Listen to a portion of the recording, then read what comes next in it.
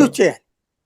చేసి ఇదిగో సో కేసులో మేము తీసుకెళ్తున్నాం అని చెప్పేసి ఈ వారెంట్ చూపెట్టాలి మ్యాజిస్ట్రేట్ కోర్టు.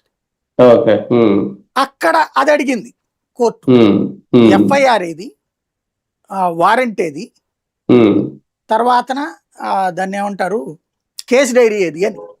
వీళ్ళు అవి పట్టుకెళ్ళకపోవడం ఏంటి? వెళ్ళింది ఎస్పీ స్థాయి అధికారి, అవి పట్టుకెళ్ళకపోవడం ఏంటి? అవి ఏమీ లేవు అక్కడ, మరి అయ్యేం లేకుండా ఎట్ట అరెస్ట్ చేస్తారని అడిగింది కోర్టు.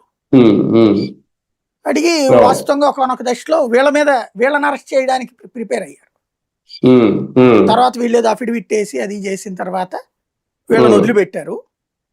ఆయన్ని అరెస్ట్ కి అంగీకరించలేదు, రిమాండ్ కి అంగీకరించలేదు కోర్టు.